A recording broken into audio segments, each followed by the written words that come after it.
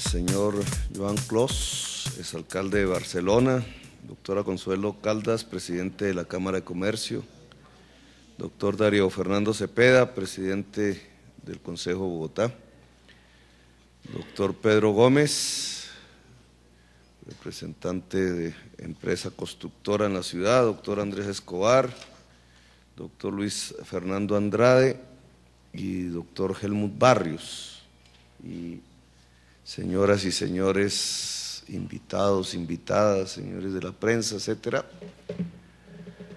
Pues vengo de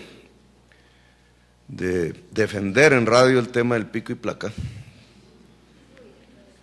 y los debates que han suscitado, y me parece pertinente traerlos a cuento porque por acá podríamos iniciar el hilo conductor de la exposición y del debate, porque obviamente estamos en medio de algo que hace mucho no acontecía en la ciudad de Bogotá, el debate sobre la ciudad, con diversas posiciones obvias, intereses económicos, políticos, sociales, etcétera. Este es el debate de la ciudad. ¿Para dónde va Bogotá? ¿Se puede sostener o no se puede sostener en el territorio? ¿Qué es lo que estamos haciendo? ¿Va a favor o va en contra de la sostenibilidad de la ciudad en el territorio? El debate de las vías podría arrojarnos luces. Un poseedor de carro, supongo que la mayoría aquí lo son. Yo no soy propietario de carro.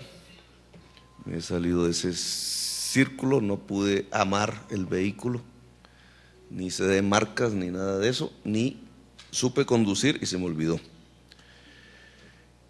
Vivencias diferentes, pero el poseedor del carro en general va a hacer un análisis político sobre su situación en la ciudad y sobre la ciudad, lo va a extrapolar de acuerdo a su vivencia como poseedor de carro.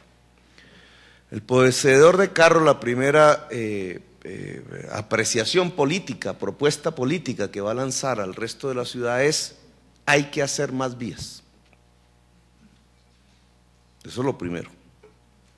El trancón se debe a que no hay más vías. Luego, la forma de solucionar el trancón es hacer más vías. ¿Por dónde? No nos interesa. Llega hasta decir, allá en la LO, en el occidente al borde del río Bogotá, a donde no va él, usualmente, a donde los estudios de demanda hechos y entregados a fines del año pasado dice, no hay demanda, pero él cree que con que haya más vías en la ciudad, se logra destrancar la ciudad. La experiencia mundial dice que entre más vías, más carros. Es decir, que bajo esa lógica estaríamos construyendo una ciudad más o menos de la siguiente manera: cada vez más territorio para hacer más vía, que se llena de más carros. Luego hay que pedir más vías, que se llenan a su vez de más carros, y así sucesivamente hasta copar el territorio disponible. E incluso, si se acaba el territorio, ver cómo se hacen las vías subterráneas. ¿Con qué recursos? Pues con los del presupuesto. ¿Se pregunta él acaso si los recursos del presupuesto no tienen otras prioridades? ¿Se pregunta él acaso si la sostenibilidad de la ciudad en el futuro depende del grado de conocimiento y educación de sus habitantes? Y que elevar el grado promedio de saber de la ciudad implica recursos públicos que entran en conflicto porque son limitados con los recursos públicos que se destinan a vías, y que entonces la primera pregunta que políticamente se tiene que hacer una ciudad es: ¿cuál es la priorización de sus recursos? En el siglo XXI, en tiempos del cambio climático, palabra que ya se repite menos mal por la mayoría de los funcionarios públicos, ¿qué es primero? ¿La vía? ¿La educación? Dado los límites del presupuesto, porque si fuera ilimitado no estaríamos hablando de qué es primero. Pero la norma del economista cuando entra a estudiar su carrera es: la economía tiene sentido cuando los recursos son limitados, no cuando los recursos son ilimitados.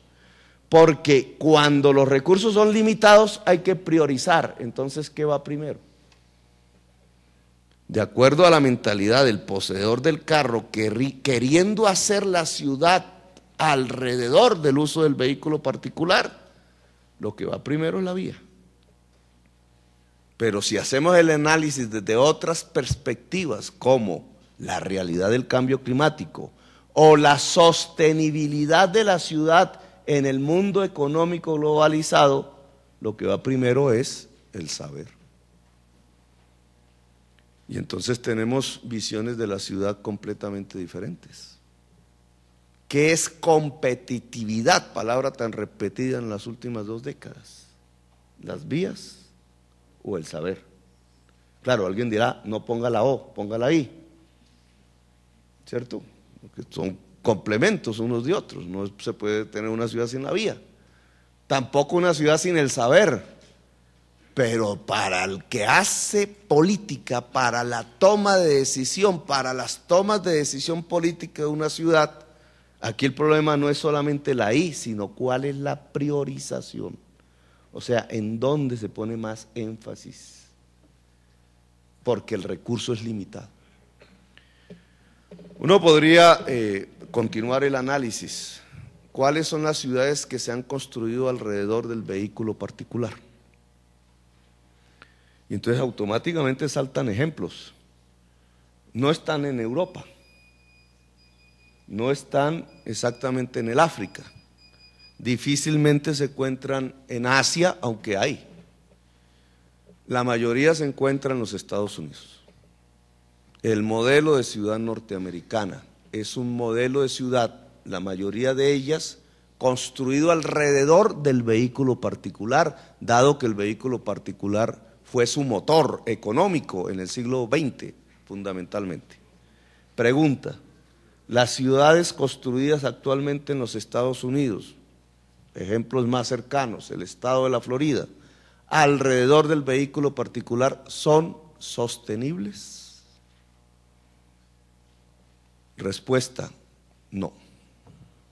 Son una enorme equivocación de la sociedad norteamericana, que la misma sociedad norteamericana en sus discusiones públicas y políticas está revirtiendo.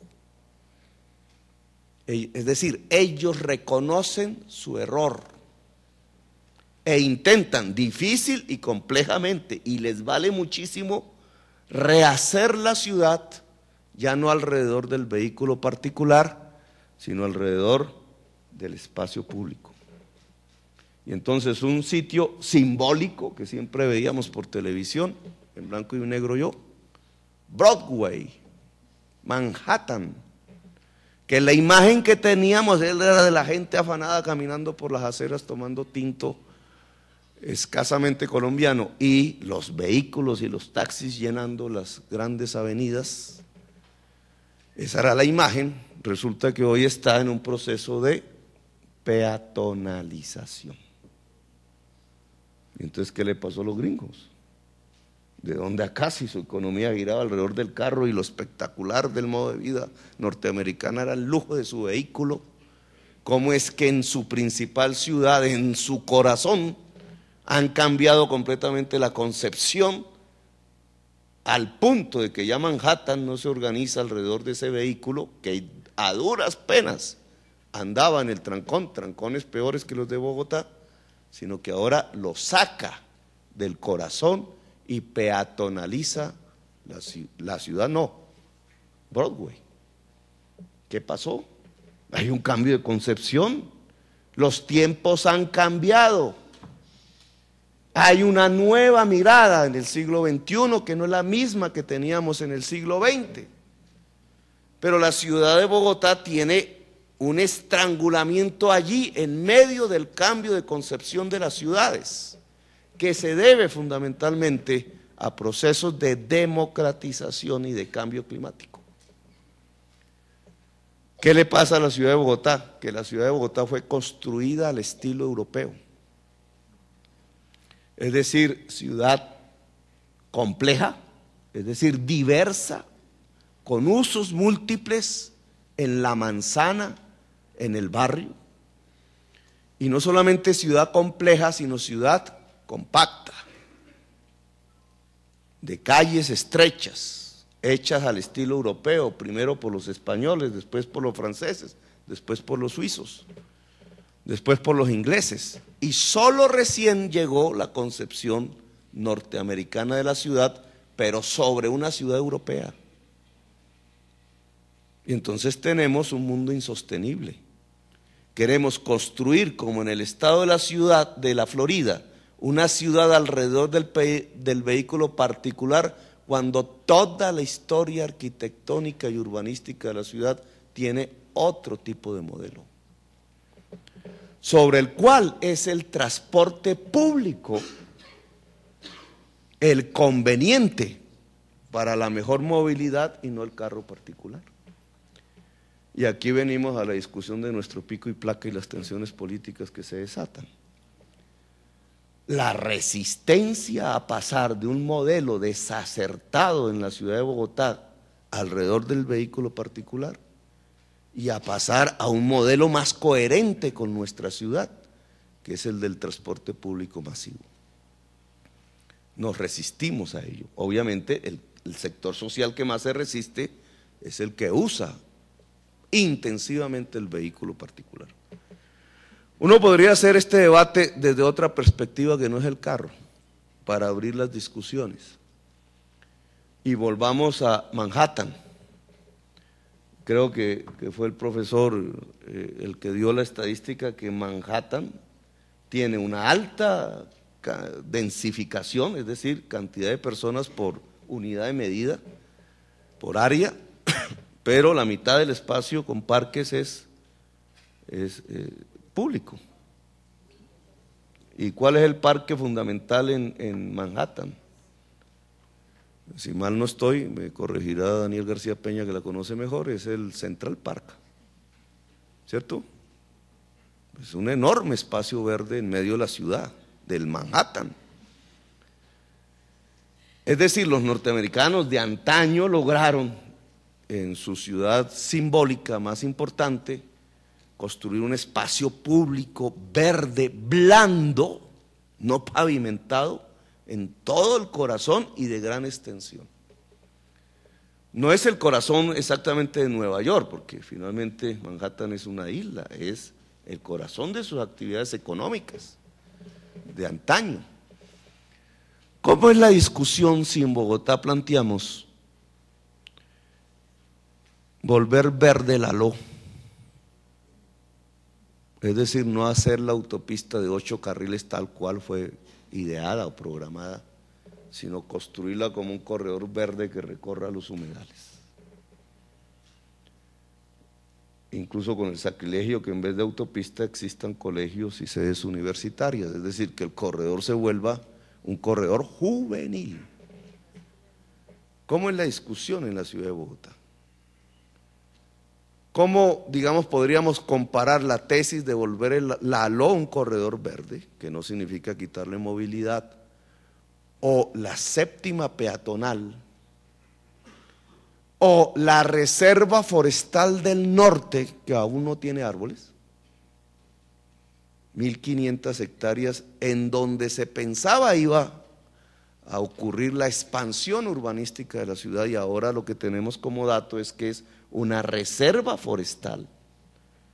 ¿Cómo asimilamos esas ideas con el hecho de que ciudades incluso más densificadas que Bogotá, como Manhattan, parte de Nueva York, tengan un gran parque central, que es su corazón, o París, tan densificada como la ciudad de Bogotá, esté con bosques atravesados en su interior, incluso llegando a su centro urbano como el Bois de Boulogne? ¿Qué ocurre allí?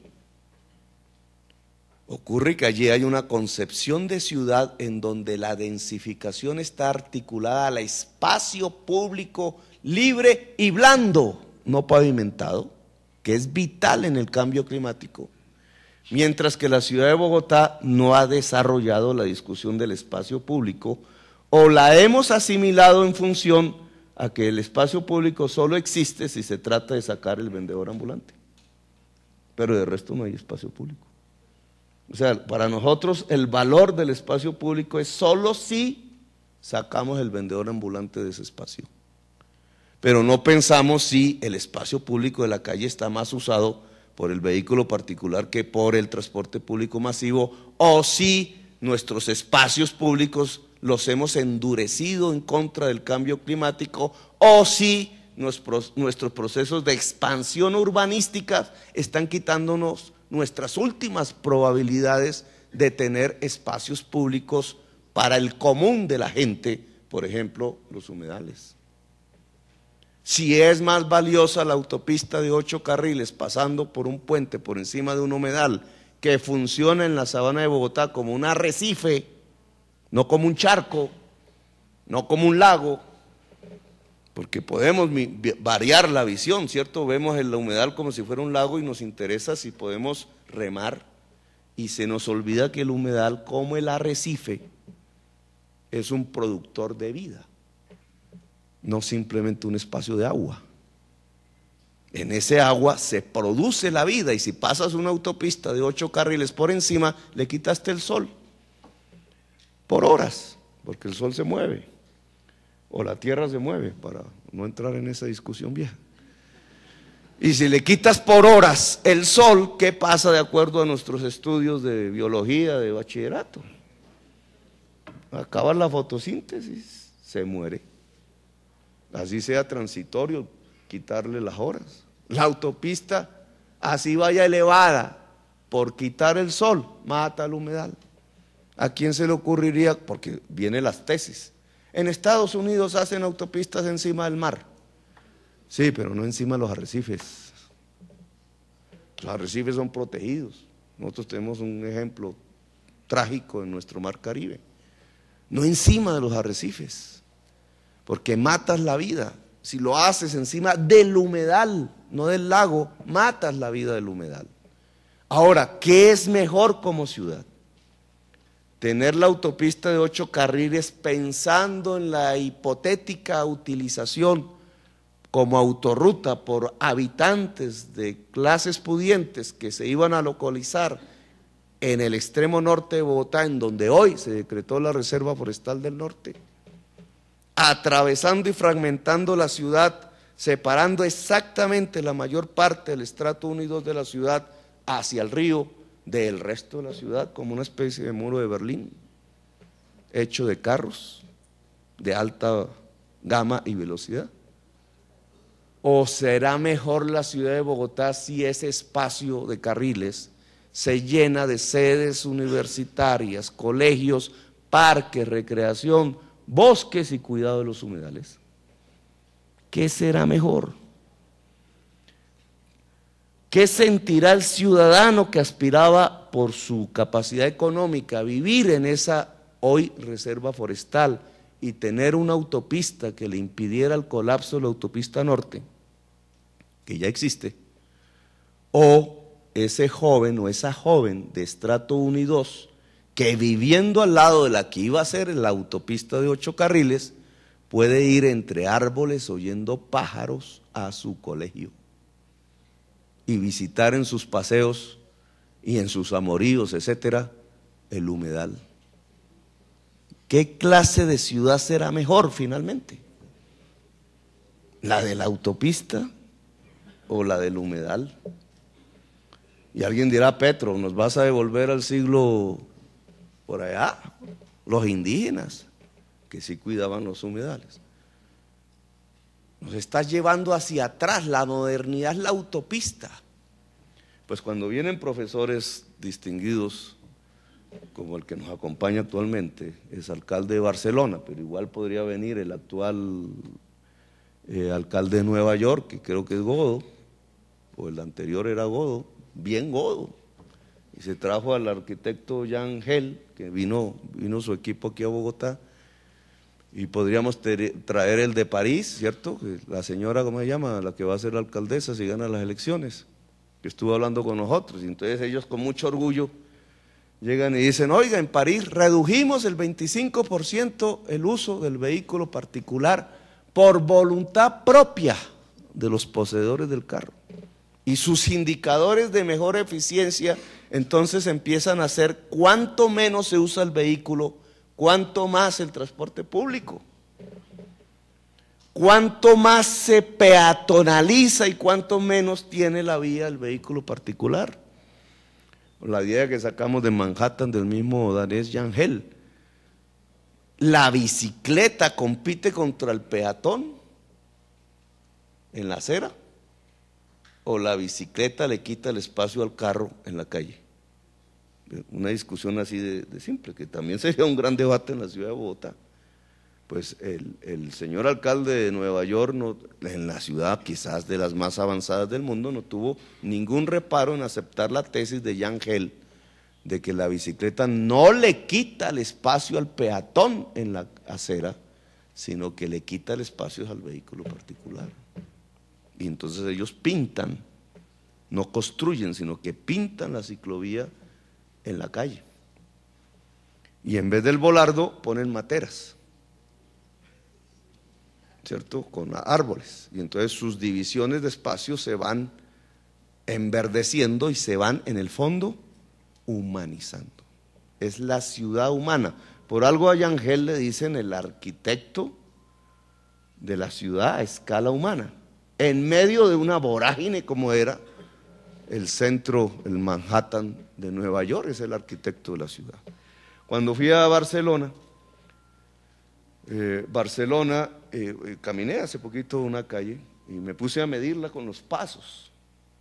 Entonces pasaba la calzada del carro, ahí no pasaban dos carros, dos carriles, venía la calzada de la bicicleta y después venía un espacio 4 veces más grande que las calzadas de los carros, que era el espacio peatonal.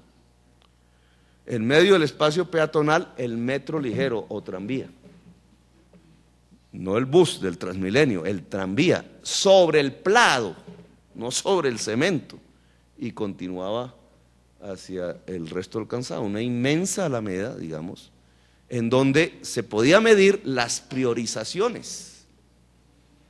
Primero el peatón, segundo la bicicleta, tercero el transporte público masivo, eléctrico, no contaminante, cuarto el vehículo particular.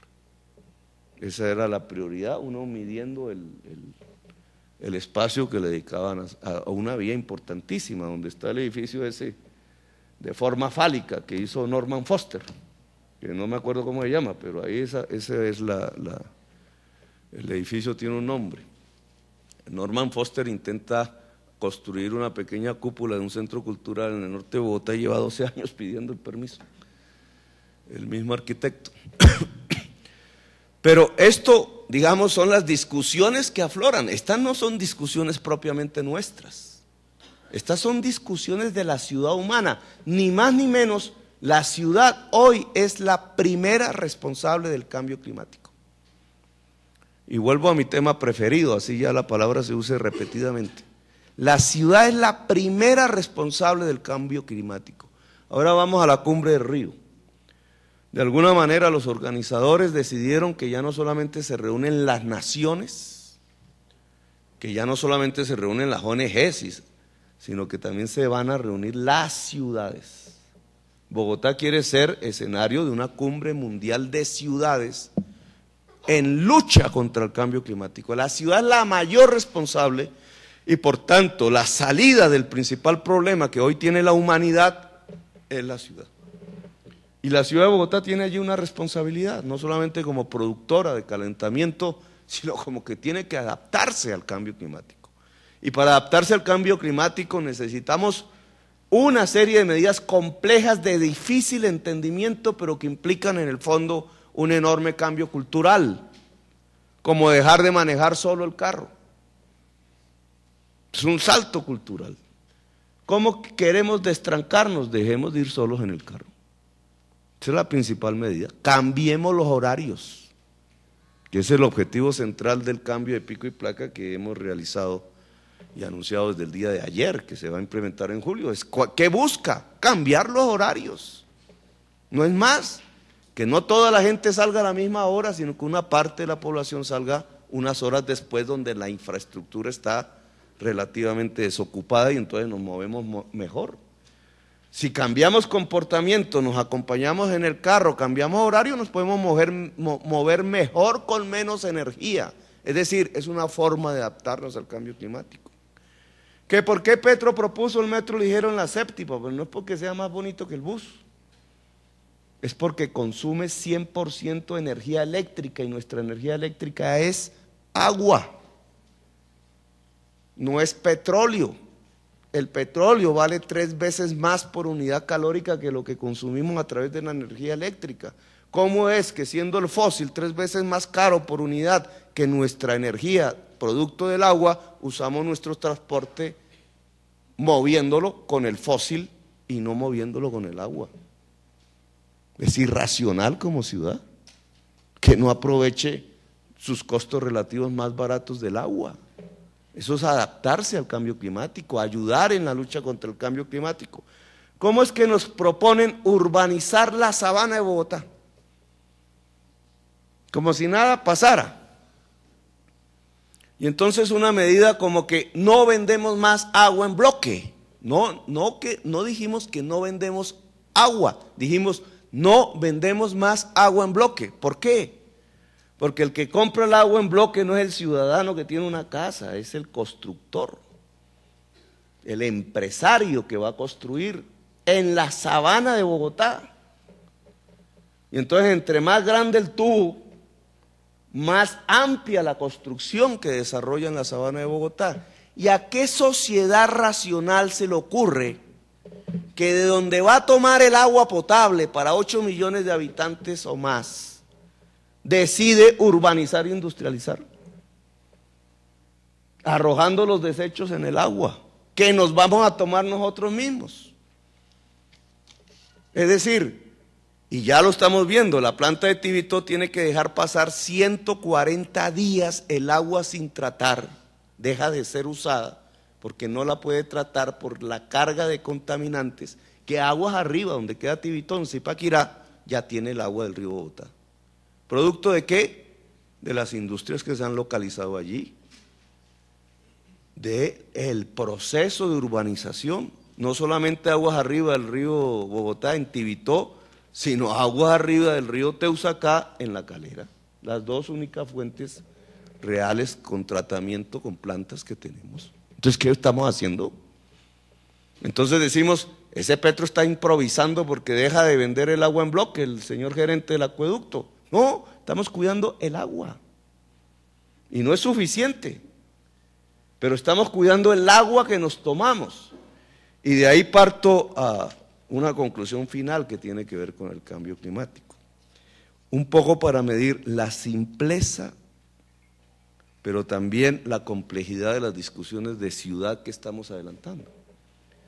Porque obviamente si yo parto de que no podemos urbanizar la sabana de Bogotá, construyendo de Bogotá una Sao Paulo, con la ilusión de que la sabana de Bogotá es como la Florida, y entonces hacemos los condominios igualito a la Florida, y el carro que ya no caben en la autopista norte, entonces ya la gente diciendo, hagan otra autopista norte, por encima de los humedales. Y entonces vemos desde el aire, ya se puede ver el proceso de conurbación de la sabana de Bogotá y creemos que eso es la modernidad.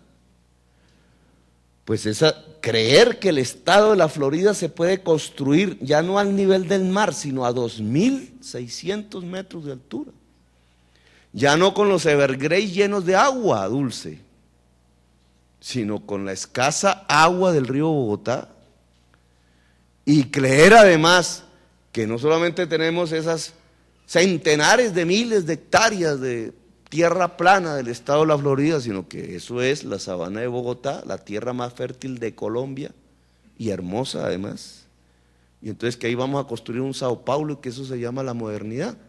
Pues yo les quiero decir que esa idea que fue dominante en la vida política y social de la ciudad de Bogotá, haría de nosotros, de la ciudad, una ciudad absolutamente insostenible. Si en el estado de la Florida el estilo de urbanización es reconocido por la sociedad norteamericana como inviable, usar el carro para ir a comprar una caja de fósforos o de cigarrillos, inviable en términos del cambio climático, peor aún en un sitio donde no tenemos oxígeno por no estar sino a 2.600 metros de altura, donde no tenemos territorio, sino el de la exigua sabana de Bogotá, y donde no tenemos más agua que la del río Bogotá, es aún mayor de insostenible la visión del estado de la Florida en este territorio. Por eso a nosotros sí nos toca densificar, liberando espacio público, verde y blando.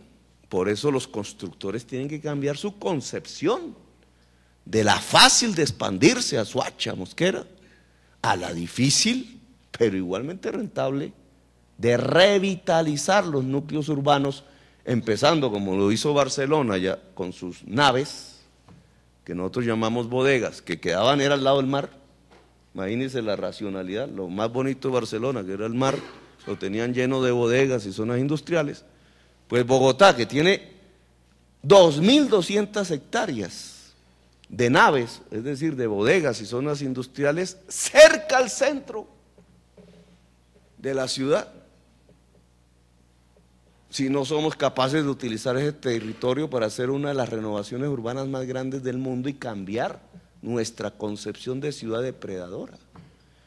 Ustedes saben que las avenidas que cruzan las zonas de bodega, que de la Caracas hacia la Carrera 68 y calles, que en las noches están desérticas o llenas de mafias y delincuencia, las planificó y las diseñó uno de los mayores urbanistas del mundo, Le Corbusier. Es decir, que Le Corbusier, pensando incluso hasta en el metro, diseñó modernistamente, en su estilo, un área inmensa de la ciudad de Bogotá que hoy tenemos desaprovechada porque está llena de bodegas, es desértica en la noche, no se utilizan las vías. Mientras nosotros estamos aquí en el trancón, no se utilizan las vías que diseñó de manera muy generosa Le Corbusier. Y que lo que hemos planteado de el centro ampliado, que no es el centro histórico, son 11.000 hectáreas. ¿Qué? 11.000 hectáreas. ¿Sí? La tercera parte del espacio urbano de la ciudad es el centro ampliado, de los cuales 2.200 hectáreas son bodegas y fábricas en desuso, donde hagan la cuenta, 200 habitantes por hectárea, alta densificación, haga la cuenta cuánta gente podría caber allí si las utilizáramos plenamente. Ese proceso que es similar al de Barcelona, porque Barcelona, ¿qué fue lo que hizo? Coger su zona de naves o bodegas que daban al mar y las revitalizó un poco de manera segregada socialmente, y hoy es la parte más hermosa de la ciudad de Barcelona. Y Barcelona brilla internacionalmente gracias a esas adecuaciones urbanísticas. Nosotros estamos desaprovechando el terreno. Pero termino porque me expandí demasiado. El agua.